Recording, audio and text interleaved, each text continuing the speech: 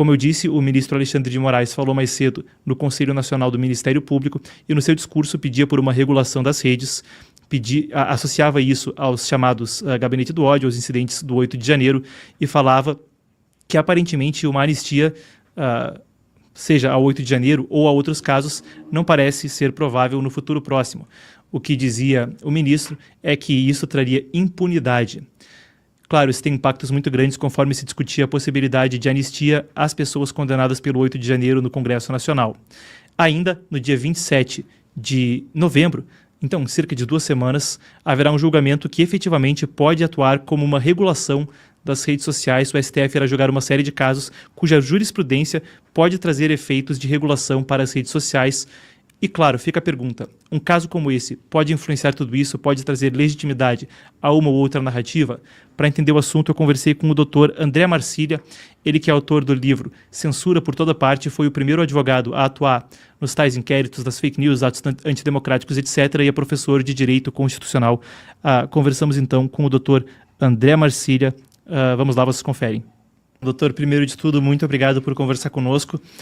Eu queria começar entendendo, em uma situação como essa, à exceção do contexto que a gente vê à volta, que tem um pretexto político e tem já declarações que podem ter um tom que associa isso a 8 de janeiro ou a regulação de redes, em uma circunstância normal, qual seria a punição comum para uma pessoa que comete um ato como esse, visto ontem em frente ao Supremo Tribunal Federal?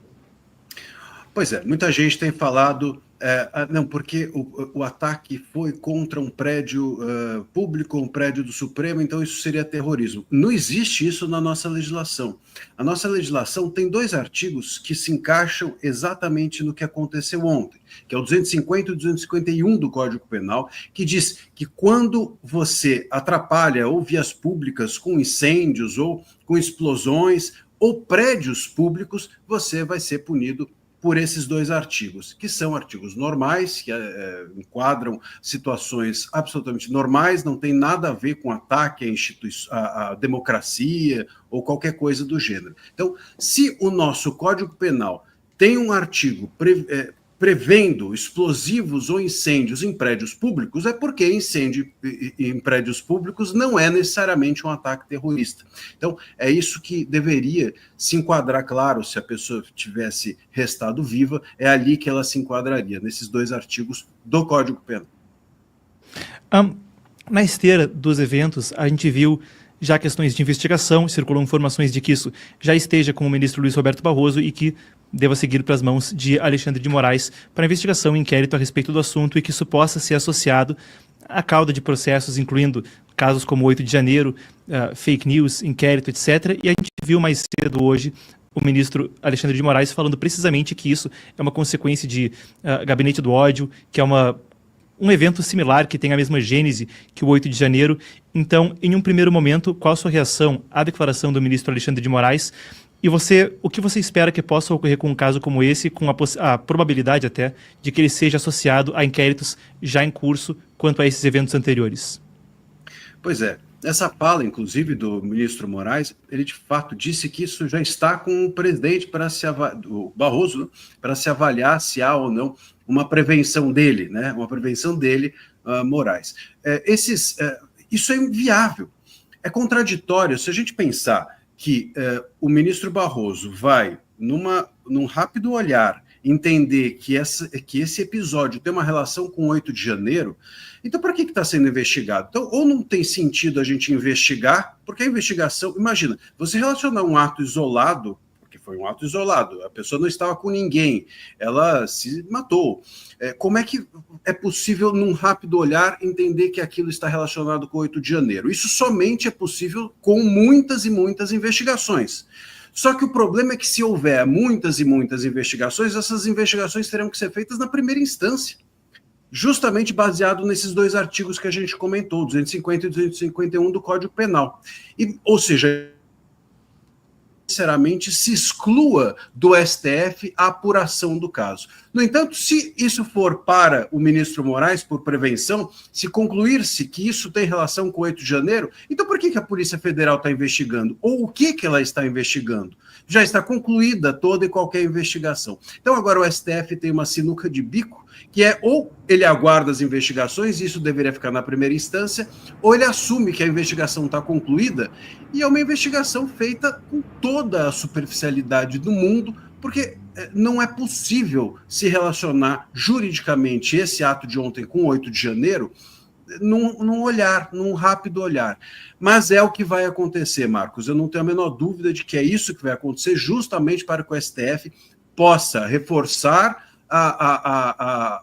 o protagonismo dele à frente da investigação desse caso. Uma dúvida que eu tenho é de que, claro, houve muitos questionamentos anteriormente quanto à jurisdição do Supremo Tribunal Federal em casos como o dos inquéritos da fake news, atos antidemocráticos, etc.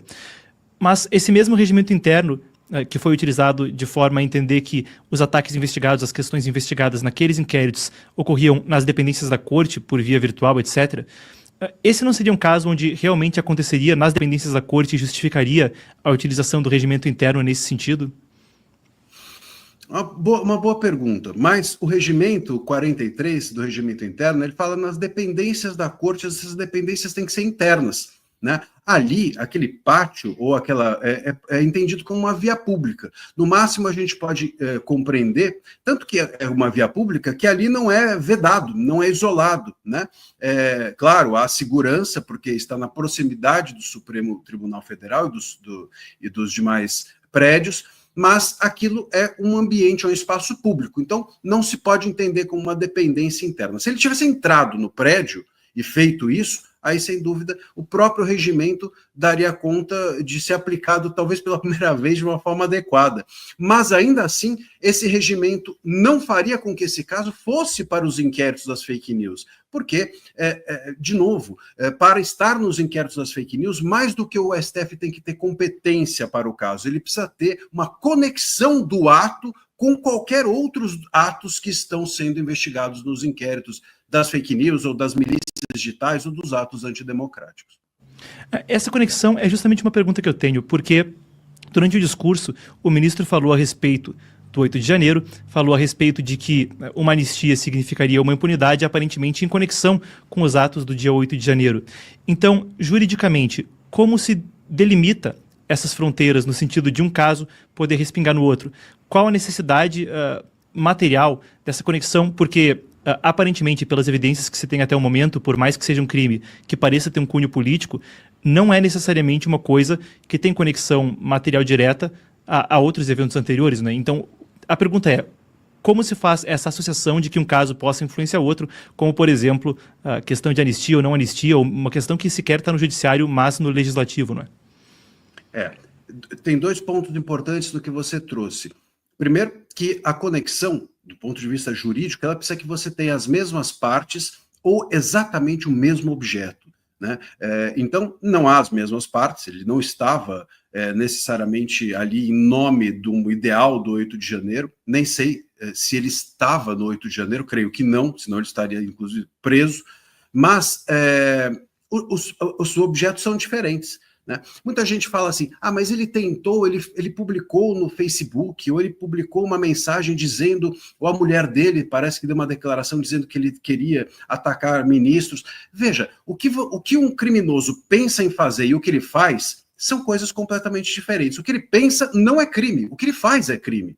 Se um criminoso chegar e falar assim, eu vou dar um golpe de Estado no país, e ele sair da casa dele e assaltar um supermercado, o crime dele é de assalto ao supermercado, e não de golpe de Estado, ou não de tentativa de golpe de Estado a partir do supermercado. Não existe isso. Então, no momento em que você planeja um crime, nada é criminoso. No momento que você age, aí a partir dali você pode ser punido. Então, se ele planejou isso, se ele planejou aquilo, o que ele fez foi chegar numa via pública e estourar uma bomba em cima da própria cabeça. Isso não pode ser enquadrado como um atentado ou um terrorismo, ou ter qualquer conexão jurídica pelo que aconteceu, pelo que a gente viu, minimamente com os atos de 8 de janeiro ou quaisquer outros que estão hoje sob investigação do STF. Ainda no outro ponto, houve um pedido de regulação das redes em função disso, como no entendimento de que haveria uma conexão direta entre aquilo que se publica nas redes sociais no Brasil e o que ocorreu. E isso também não deixa de ser uma coisa que dá algum fôlego ao julgamento que deve acontecer no dia 27 de novembro, né? Muito em breve, aí, em cerca de 2 semanas, que efetivamente pode servir como uma questão de regulação das redes. Então, na sua interpretação, existe algum fôlego que vem disso, pelo menos em termos de retórica, de narrativa, no judiciário para motivar, para legitimar decisões de regulação das redes no dia 27? Sem dúvida alguma. Eu acho que esse fato, a gente ainda não sabe qual é o tamanho da exploração política que esse fato jurídico vai ter, mas sem dúvida alguma vai ter. Tanto que os ministros próprios já falaram sobre anistia, eles já saíram a campo fazendo política em cima desse fato jurídico. O ponto aqui é até onde isso vai. Será que a gente vai recuar até 2019? Ou será que esse fato vai durar pelo menos até 27 de novembro, quando o STF vai julgar as redes sociais e provavelmente regulá-las? Eu imagino que pelo menos até o dia 27 de novembro, esse fato vai ser explorado politicamente para que haja adesão à regulação que o STF pretende fazer das redes. Uma regulação severa, uma regulação, vamos dizer assim, um pouco fora do que... muito autoritária, né, para dizer numa palavra só, e eu creio que isso, esse fato vai ser o mote, vai ser uma âncora para esse julgamento, sem dúvida alguma. Bom, perfeito, doutor. Muito obrigado. Sempre um prazer receber o senhor. Prazer é todo meu. Um abraço a você e a toda a audiência.